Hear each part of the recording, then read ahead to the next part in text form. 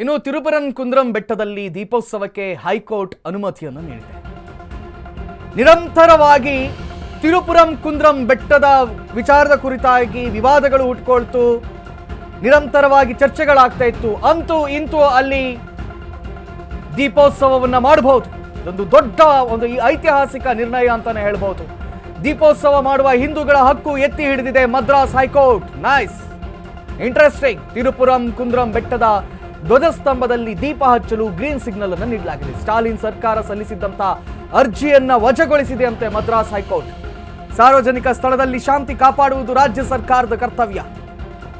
ರಾಜಕೀಯ ಕಾರಣಗಳಿಗಾಗಿ ರಾಜ್ಯ ಸರ್ಕಾರ ಇಂಥ ಅರ್ಜಿಯನ್ನ ಸಲ್ಲಿಸಬಾರದು. ದೀಪೋತ್ಸವ ತಡೆಯೋ ಸ್ಟಾಲಿನ್ ಸರ್ಕಾರದ ಯತ್ನಕ್ಕೆ ತೀವ್ರ ಹಿನ್ನಡೆ ಬಂದಿದೆ, ಮುಖಭಂಗ ಆಗಿದೆ. ಬೆಟ್ಟದ ಮೇಲಿನ ದರ್ಗಾ ಬಳಿ ಧ್ವಜಸ್ತಂಭದಲ್ಲಿ ದೀಪೋತ್ಸವಕ್ಕೆ ಸರ್ಕಾರ ವಿರೋಧವನ್ನು ವ್ಯಕ್ತಪಡಿಸಿತ್ತು.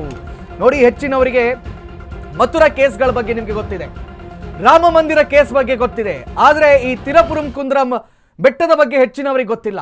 ಏನು ಅಂತ ಕೇಳಿದ್ರೆ, ಆ ಬೆಟ್ಟದಲ್ಲಿ ಅನಾದಿ ಕಾಲದಿಂದಲೂ ಕೂಡ ದೇವಸ್ಥಾನ ಒಂದಿತ್ತು. ಆ ದೇವಸ್ಥಾನದಲ್ಲಿ ದೀಪೋತ್ಸವ ಆಗ್ತಾ ಇತ್ತು, ನಿತ್ಯ ಪೂಜೆಗಳಾಗ್ತಾ ಇತ್ತು.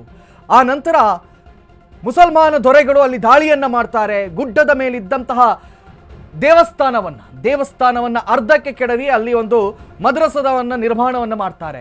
ಬಟ್ ಸ್ಟಿಲ್ ಔರಂಗಜೇಬನ ಅಂತ್ಯದ ನಂತರ, ಸ್ವಾತಂತ್ರ್ಯದ ಪೂರ್ವದಲ್ಲಿ 1-2 ವರ್ಷದ ಕೆಳಗೆ ಅಲ್ಲಿ ದೀಪೋತ್ಸವವನ್ನು ಮತ್ತೆ ಆರಂಭಿಸಲಾಗುತ್ತೆ. ಸ್ವಾತಂತ್ರ್ಯದ ನಂತರ ಇವತ್ತಿನವರೆಗೆ ದೀಪೋತ್ಸವವನ್ನು ಮಾಡ್ಕೊಂಡು ಬರಲಾಗ್ತಾ ಇತ್ತು.